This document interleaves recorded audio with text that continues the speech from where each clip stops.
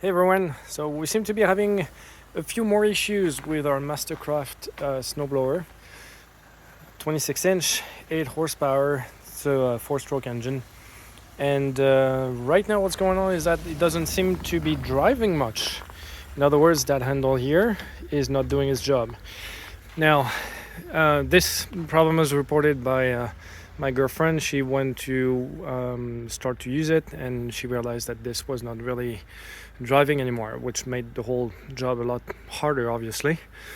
And by looking at it, I just got to it. I realized that the cable that comes from the drive handle is very loose, right? So that's a sign already. What we're gonna do, I'm gonna start her up, see how things are going. But the shifter is also apparently stuck in position, so I can't go any further than this. So there's definitely something going on with the transmission at the bottom. Also, what I noticed is this. See how this is moving? It shouldn't be moving like that. And I noticed that last time. So let's look into this, start her up as a start, and find out what the problem is. So I was able to start it. It starts fine. Just yanked it manually. Didn't even use the power starter, so that's a good thing. I propped it up on its end. I was able to actually confirm that the shifter does shift, but the clutch doesn't clutch anything, doesn't engage the wheels, so there's no drive at this moment. So the easiest way to deal with this is to put it on its end just like that. Make sure your gas tank is closed properly, because otherwise it might leak. The gas tank is right here. And we're gonna take out those bolts. This one here, this one here. This one is gone already, that one, and these two here. That will give us access to the transmission. So let's do this now. So as a side note, these bolts are 3/8.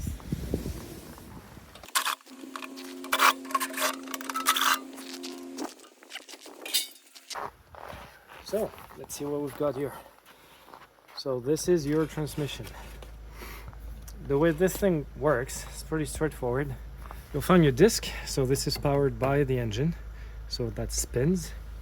You will find the friction disc that actually powers, and this gear actually gives traction to the wheels, right? See how the wheel turns as I'm turning the wheels. And we find our shift lever, which is right here. So this should, when it turns, when you're actually shifting the gears, it will move the disc back and forth. It's a little hard to move right now, so definitely going to have to grease this section here. That will make it move a lot easier. But this is not the problem we're having, where the clutch basically doesn't seem to work. So another thing that we can see here is this, right? This is very loose right now, and it is normal as this is controlled by the auger handle. When you squeeze the auger handle, it engages the belt which drives the auger. On the other side, we have the drive handle, which when you squeeze it will engage the friction disc to the clutch disc and will drive the snowblower. And this is the problem that we're having here. See, when I pull on the drive lever, well, the plate doesn't come up far enough to drive the wheels. So we have a problem here. Now this here really feels like we have our cables seem to be just simply too long, because when I pull on it manually, I am able to get the wheels engaged, right? But here the cable is just too long, and when you look at the way this is designed,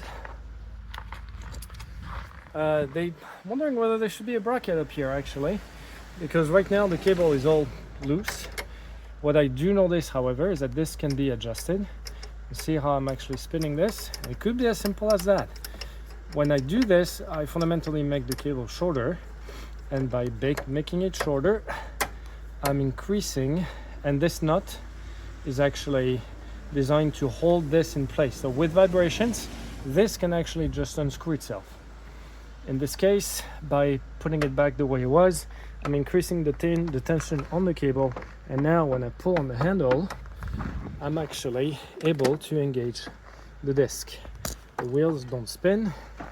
I can try to spin them, they don't spin, meaning that my wheel is in contact with the clutch, meaning that at this point it might actually be resolved.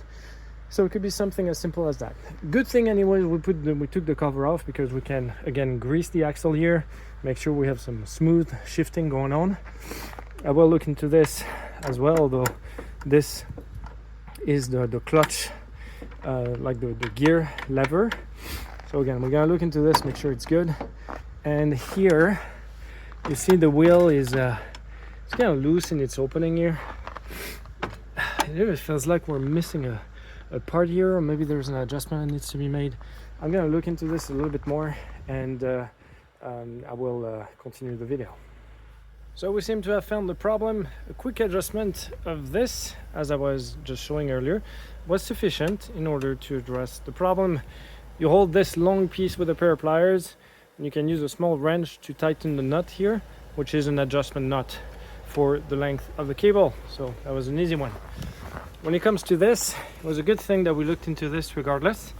I did actually put some grease on this axle here, which now allows for the gears to move very smoothly back and forth. And it's so much easier now. Can go all the way. It's very, very easy to do. You use some lithium grease, just like I have here. Put a little bit on your finger, and you spin the wheels as you apply the grease on the axis here, on the axle, and that's basically it. And as you move the lever back and forth, you will spread the grease evenly, and you'll be in business. That's literally as easy as it is, and it will make the shifting a lot easier. Now, the one thing that I need to look at is why we have excessive play here. And from what I can see, there is a little adjustment here.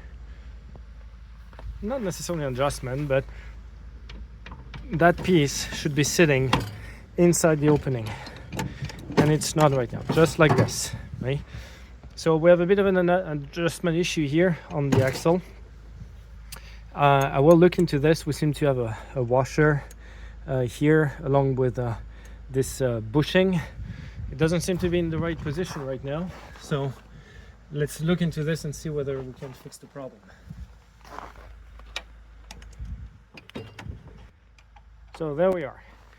As you can tell, I was able to shift the position of this bushing way further in, which now allows it to be right where it needs to be. The problem is now that we need to determine why this happened to begin with, because in theory there shouldn't be that much space in between here, right? That's the problem we're having. That allows the bushing to shift out of position. So I might take the wheel off, which is not really complicated here. So taking the wheel out on the snowblower is very easy. You have a collar pin here that's inserted in the axis. You remove it and you take the whole wheel out. When you do that, you'll realize that there's something really interesting on this part, and you have two holes right there.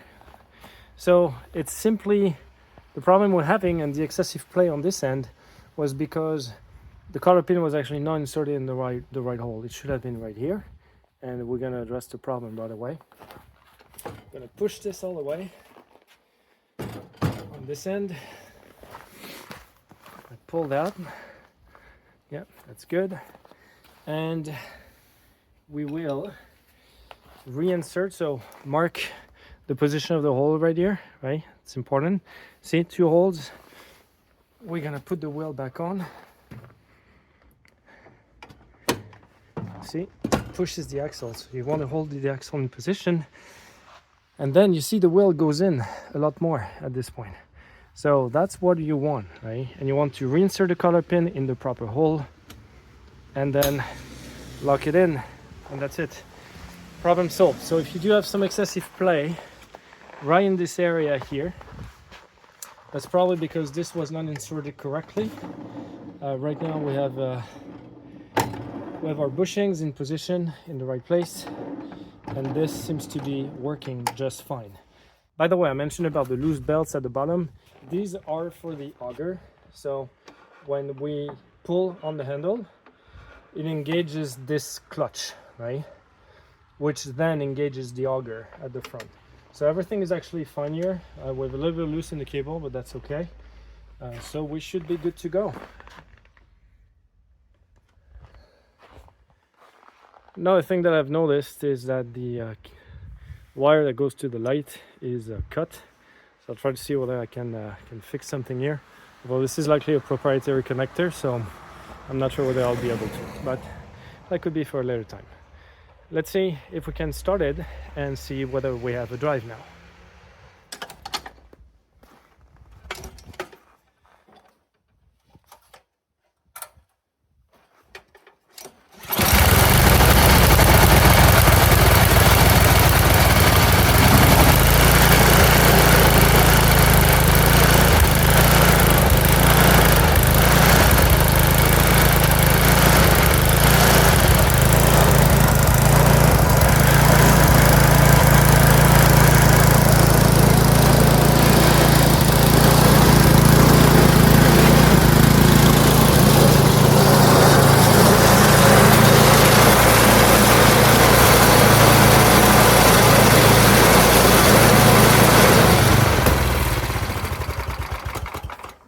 Beautiful. Well, drive is working as intended.